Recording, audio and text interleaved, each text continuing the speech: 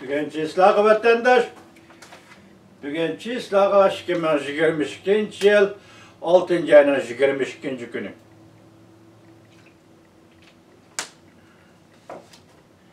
Endeki mavzu, resmi mavzu kelimesi Amerika. Uygurlar mecburi emgaki selişten aldın eliş kanun küçük iyi oldu. Devlet şirkatı Antony Blinken kişilik hukuku tecavüz kılış zerbi biriş bizden birinci vazifemiz dep görsetti. Mavzuda haber 6. ayının 22. günü Amerika vazının Xitay tili programımız ilan kılın.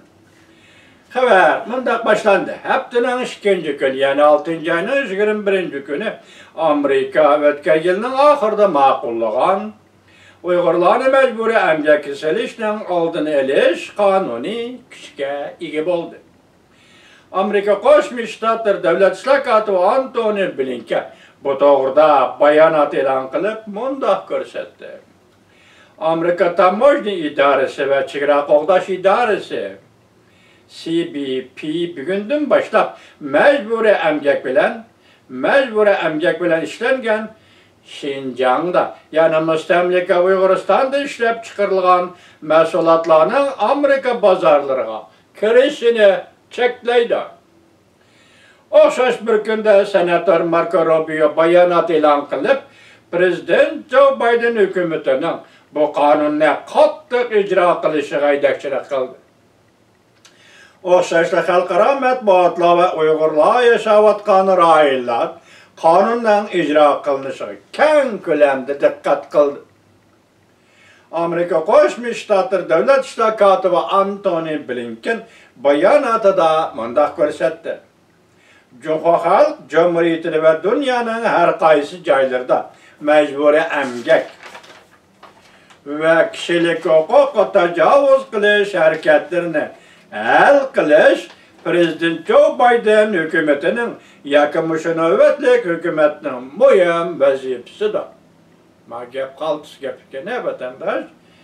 Cumhuriyet Halk Cumhuriyeti ve dünyanın her kaysı jaylarda kişilik hukuku tecavüz kılış hareketlerini el kılış Prezident Joe Biden hükümetinin yakınmışı nöbetlik hükümetinin mühim vazifesidir. Devlet Şirkatı Antony Blinken mundak görsetti.